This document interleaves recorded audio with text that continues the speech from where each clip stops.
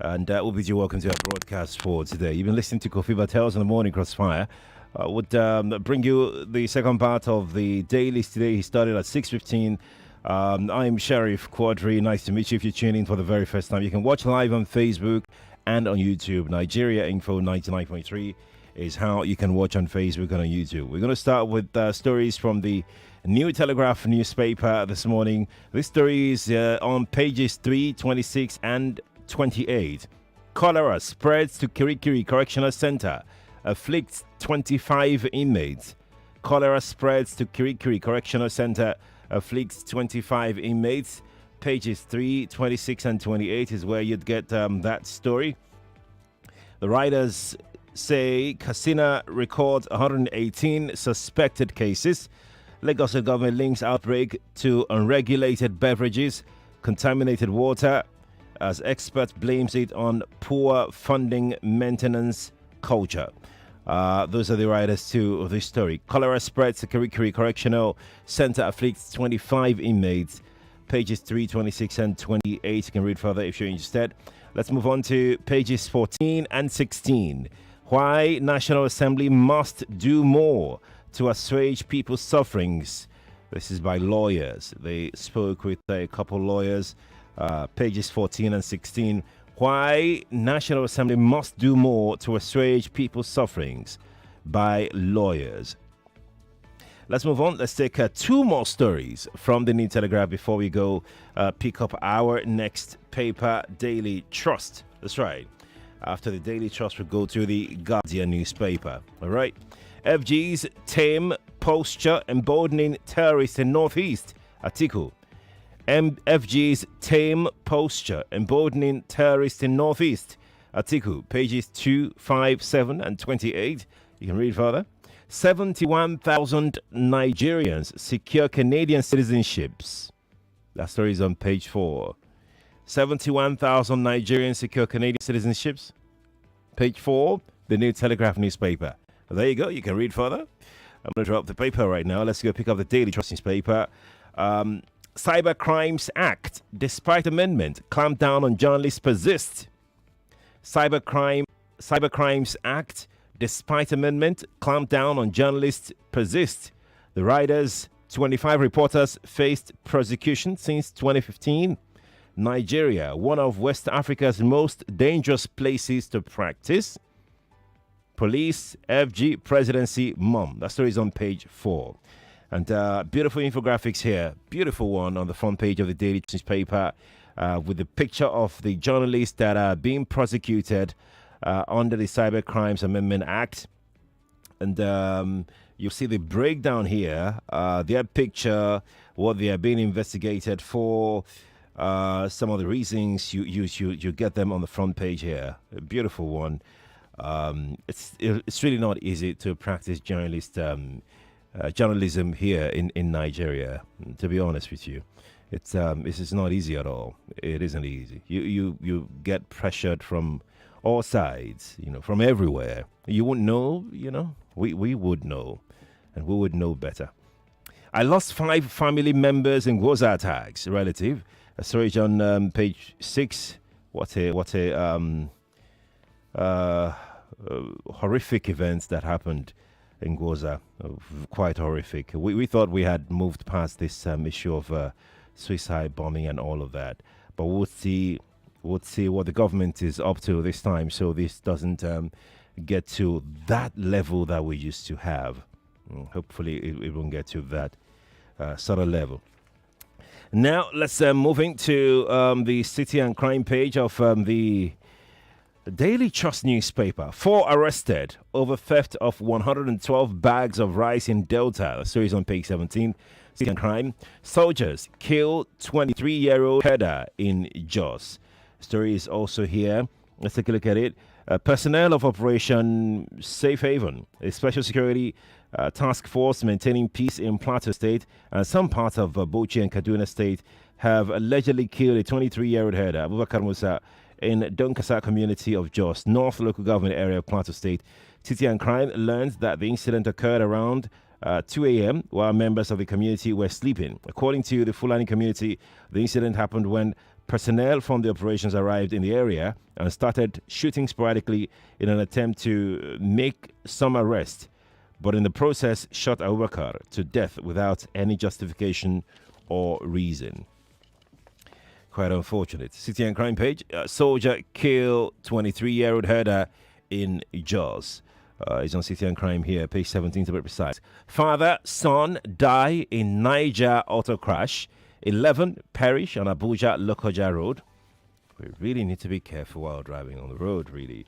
Drivers need to be careful. Commuters also need to speak up.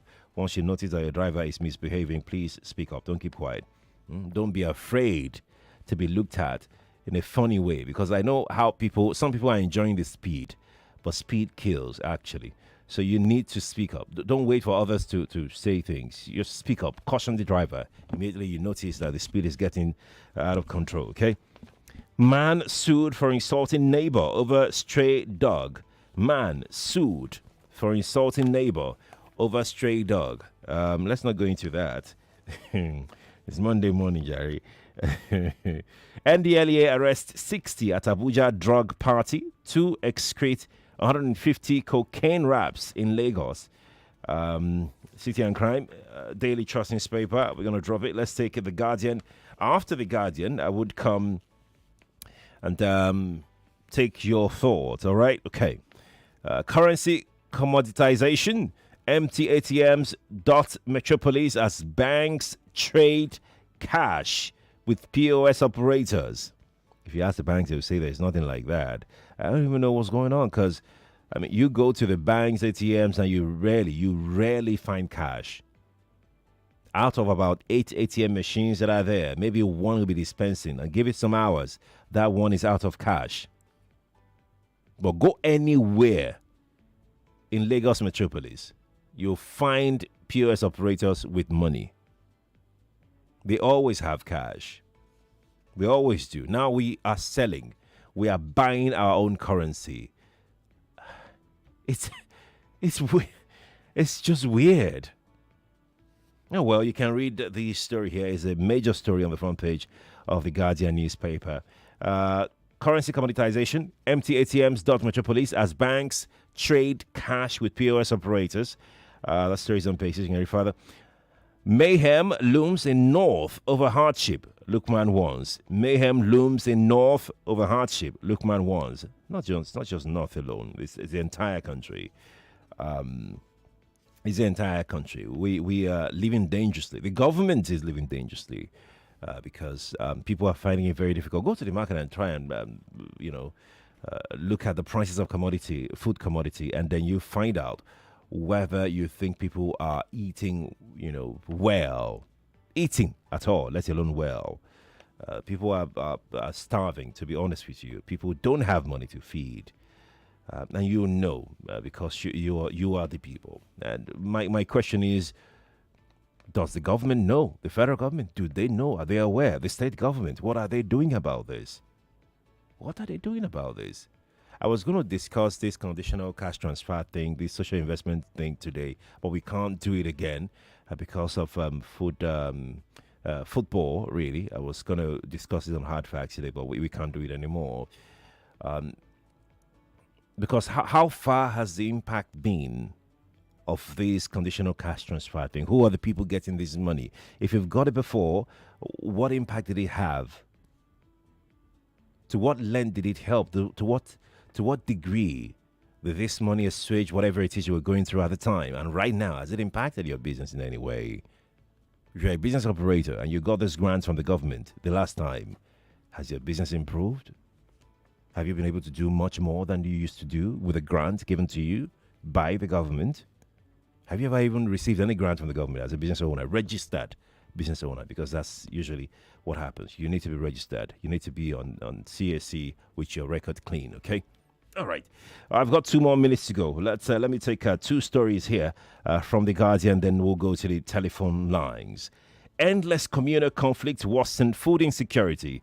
Hunger in Cross River. Endless communal conflict worsened food insecurity. Hunger in Cross River. Story is on page 4. You can read it further if you're interested. I've got this one here. Gwoza suicide attacks Tinubu months vows justice as death toll rises to 23. You know, when they say that perpetrators will be brought to book, will bring people to justice, these are terrorists that you barely, I mean, I mean, who exactly? If you're going to be terrorists to justice, you must have to catch the person that carried out that bomb attack. Now, these bombers, these suicide bombers, they're dead, they're gone. The instigators are probably somewhere in the bush, somewhere in the village, as a matter of fact. And from my information, it's not that we don't know where these people are. The question is, are we ready to go after them? Do we want to go after them? Do you want to bring them truly to book?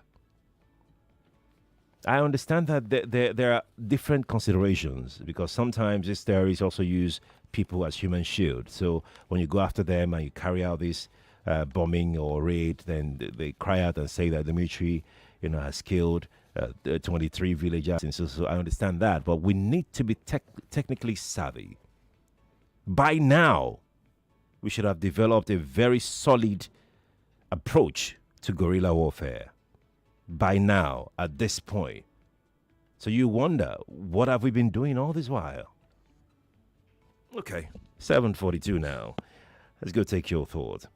277-0993, 277-1993, 277-2993, and 277-3993. You've got 60 seconds to share your thought with me.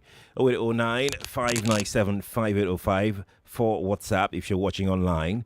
Facebook, Nigeria Info 99.3, Dito YouTube. Please turn off your radio if you're calling me, okay? 60 seconds to every caller. Good morning to you. Morning. Good morning, yes, please. Morning to you. I was annoyed. Good, thank you. Let's hear you. You see, why I always listen to you and Mr. GC is because you people are very analytical in politics generally. What I want to comment this morning has to do with be on the prosecution of journalists in Nigeria. The truth remains that most of the politicians today we know from this Fourth Republic are criminals. And when journalists investigate them and publish their profile, that journalist becomes a target. That's one. Lookman also stating that the suffering in the North is much. He's talking from his own environment. Lookman lives in the North. We all know this. The current government does not care. What he brought to Nigeria is renewed suffering, not renewed hope. It will continue. You can see they don't care. Why will you give us cash transfer? What is cash transfer? Palliative is only in the place where there is war. It is not for people who are trying to go developing countries. You don't give palliative. They only share palliative to APC people in Lagos. I can measure many. It's unfortunate. Thank you. We don't know what we're doing here. Thank you. We don't know what we're doing here. Thank you. Thank you, my dear. Thank you for your thought. Appreciate it. Good morning to you. Good morning. Hello, good morning, Sherry. Yes, this morning to you. Yeah, this is Friday from Ibole. Yeah, and Sherry, you talk about our driver and the way they drive. Right. Just this morning, Sherry, we were inside the bus. The driver was driving rough. I tried to console him. Do you know that the police officer sitting in the front seat, he was telling me, I will go down. Do you know, the conductor brought out his sachet. He gave another sachet to the driver again. And he gave one to the police officer. And they're right there in the vehicle sharing stuff. Friday. Friday, are you here? Oh, I think Friday you're going to have to call me back. Okay, thanks for trying, though. Appreciate it. Good morning to you. Hello, good morning. Good morning to you. Hello, good morning. Yes, please. Sorry, how's your weekend? Good, thank you. Mecca is my name from Spotlight Town. All right. Hello? Yeah, Yes. I want to, my take is on this threat to the fourth estate in the realm, the media, journalists. So the free press is synonymous with freedom of speech. And despite the amendment to the Cybercrime Act, we still have journalists who are endangered. We know that every Nigerian is an endangered species, but the journalists are more endangered under this administration, although they say starting from 2015 till date. We must do everything possible to preserve the fourth estate in the realm. And I'm appealing to the judges where this matter will be arraigned, where the journalists will be arraigned, to see that justice is done, so that will preserve free speech and freedom of the press. And for insecurity that we are facing, well, like Mr. Chris always said, the Vice President promised during the annual General Conference of Nigerian Bar Association that he will be in charge of security, and the number one man will be in charge of the economy. Mr. Vice President, how far? sponsors of terror in the country whose list will hand it down to the government of this country. Thank you. How far? Thank you so much. Thank you, Emeka. Thanks for calling me. Appreciate your time. Let's take this call here. Good morning to you. Sharif, how are you this morning? Good, thank you. Yeah, you have Ambassador Musba here. Let's Sharif, go. let me talk about what Friday said. See, we need to react to not proactive attacks. Why can't you just pick your phone and do some stuff by recording? Yeah, by style. If you do more than what you say, sure, Samina, let's just put it to consideration. That video and post it. So we posted it, so something we done. On the concern of the hunger in this country. Look, Sheriff, between me and you, who do we blame? Do we blame Abuja for that? Let's blame the state governors. What are they doing there? Look, Osun State government said that people should come home to go and do farming. If all the governors do this in other states, we don't focus on the federal. No, they shift our blame to the state government. What are they doing there? Collecting money. All the South governor collecting huge amount for the federal. What are they doing with that money? So you have to focus on the governor. So I mean, Sheriff, look on the bank issue. You know, Sheriff now. Can you get a new note to the bank? Go to the garage. Neat. Clean money. Thank you. Who is responsible for that? Thank you. So the banks, let the ask of God. That's the problem where PS have money, can't go to the bank and get money. Thank you. So, next message to cash out. Any of them very Thank you. Thank you for your thought. Nigeria Info, good morning to you. Yeah, I greet you, Sheriff. I salute you. I'm worried about this outbreak of cholera in the correctional center. Even without the cholera issue, sir, you know how those places are. Now, to come and have this cholera outbreak there, I hope the authorities do something and preserve the lives of the inmates that are there. It is key. They must do something. And for what happened in the Northeast, I think after listening to Captain Blade on this platform and other platforms, I think we have not done anything yet. I know the way America reacts when such things happen. They will tell you that we will respond. They have left that circle of condemnation to the circle of responding, and they will respond immediately. Those terrorists will not be at peace. So, from what I've listened to so far from Captain Blade and some other security experts, Nigeria has not yet started to deal with this issue. When they start to deal with these issues, we'll nip it to the bud. Good morning. Morning to you too, Kevin. Thanks for calling. Appreciate it. Nigeria Info, good morning to you. Sheriff, good morning. Good morning to you. This is from Bangru. Welcome. Yes, I want to talk of the cash transfer by the federal government. Okay.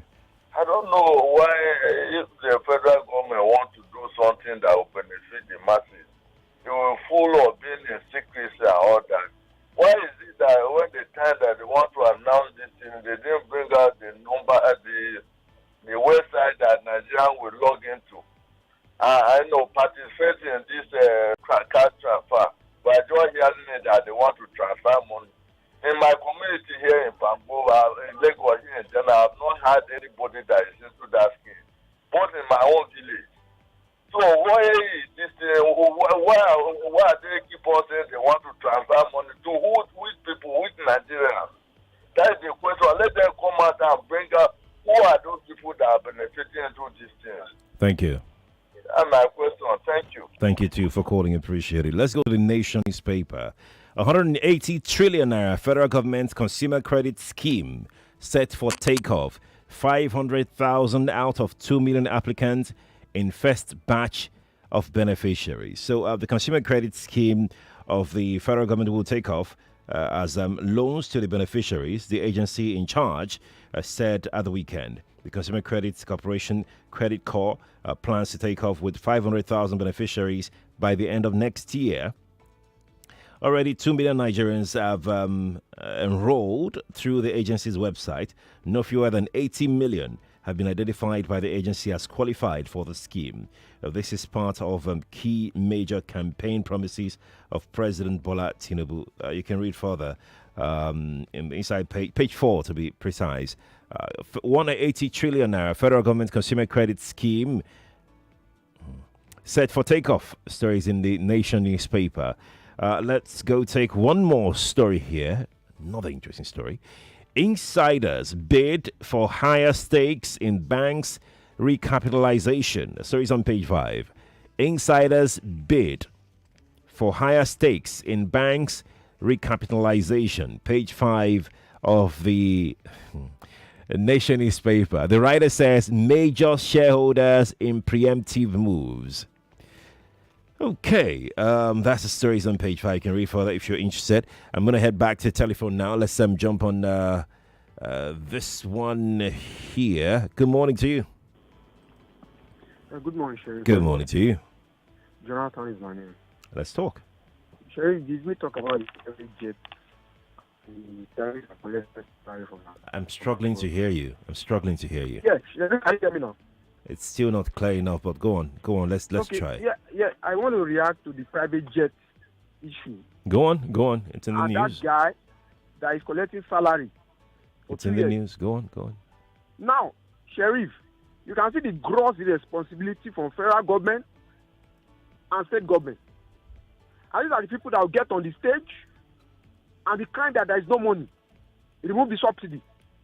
They will not transfer that responsibility to poor people. And I put it to them. Poor people cannot buy private jets. It is same them that are corrupting the country. They are still crying there is no money. They will not transfer the suffering to us out here. Just like you said, people are really suffering. People cannot eat. A lot of corruption in this line is on. The government can recoup many money they can use in this country. But they would rather transfer the suffering to all of us here. All of them will be judged one day. All of them. Because it's federal government and state government. These are the two people that are crying there is no money. Meanwhile, they are looting a lot of money through many angles. They are not suffering with poor people. They will have got to face. Enjoy your money, Jerry. Thank you, Jonathan, for calling. I appreciate it. Nigeria Info, good morning to you. Yeah, good morning, sir. Good morning. Thank you very much. Happy New Month, sir. This insecurity of a thing is getting out of hand. Enough of this, we will do something. 8 years of Buhari, the same thing. 3 months. The guy promised 3 months. Then the vice beat his chest at the NBA conference. I will be in charge of security. I've been asking that question. Keshin Shetima, where are you? Even this one that happened in Borno State. 2 to 3 weeks ago, one of the supporters, no more bumping. What did you call this one that happened? Why can't we tell ourselves the truth? You know, I've told you the other time, the sides we are taking with this APC government particularly, that it will not all go well for Nigerians. And that's where we find ourselves today. Please now, Kashim Shetima, you promised you will be in charge of security. Can you do something now? Our people are dying. Thank you, Chief Quadry. Thank you, too, for calling. Appreciate your time. Thank you. Nigeria Info, good morning to you. Good morning. Good morning, sir. Mr. Sheriff. This is Watagwan from IKD. Welcome. Great, nail on the head. In the morning on that coffee show, I said religion and politics has done more harm than good to Nigerians. The fact that, they stated what happened in Borno, I cannot blame it on religion and politics. They get a point. The caller also said in the morning, thank God it didn't happen in Lagos. It's not happening in Lagos. That prayer is a bad prayer. It has happened in Borno. It has already happened in Lagos. You get a point. Someone, I think last 2 years or last 3 years, names were being given to Nigerians, names of those that sponsored the terrorists in Nigeria, in Saudi Arabia. And these names, nothing has ever been done. They were given to Nigerians. Those names. And the politicians in Nigeria, they kind of put it under the carpet. You get the point? So what are we saying? What is the way forward for this mess? What's the way forward? You get the point? Lagos is more populated than Borno State. Thank you. Look at PRT, queues and everything. Believe you me, it's just starting. Thank it's you. just starting. It's going to spread. Thank you. Thank you for calling Watago. I appreciate it. Take it easy, okay? Good morning to you. Good morning, Sheriff. Yes, please. This is Madam Ishi and your family. Good. Thank you. You see, there was a time about a month ago, Senator Shehu Sani said they called Northern Governors Forum meeting so that they would discuss about this insecurity.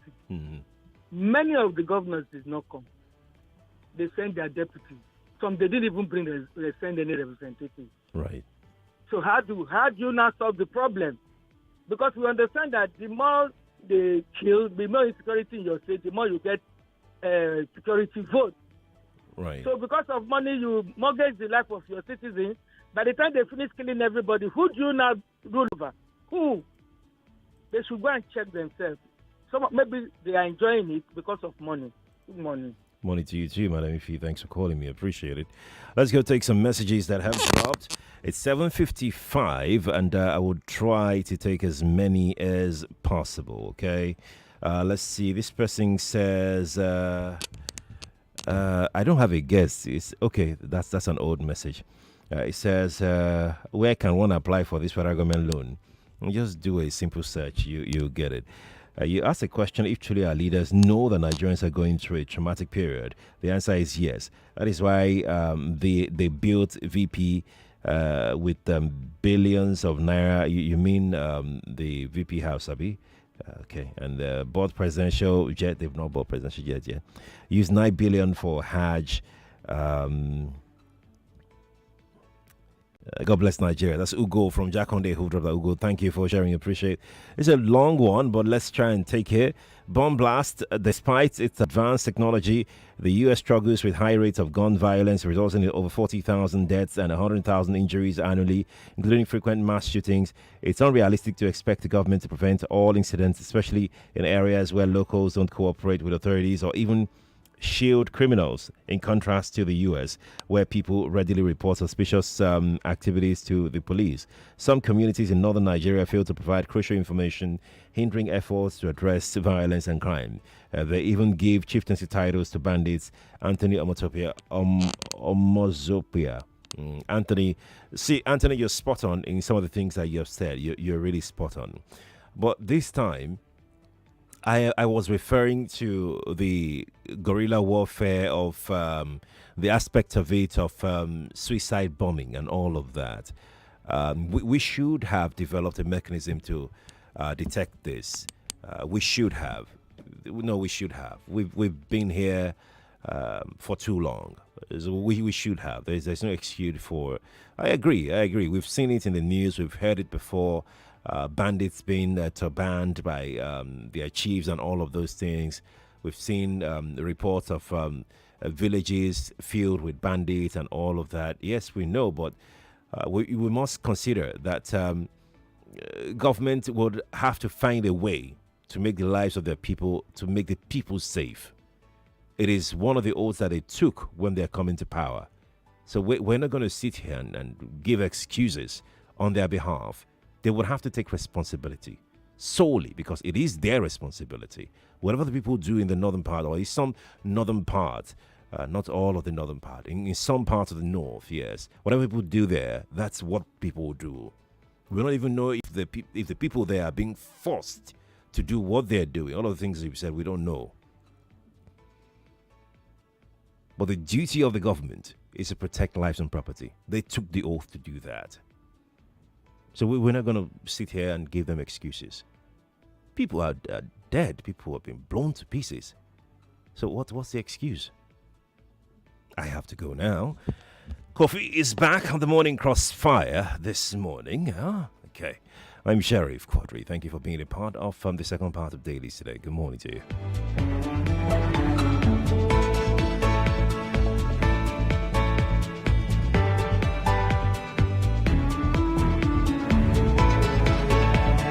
99.3 Nigeria Info. We are more than just radio.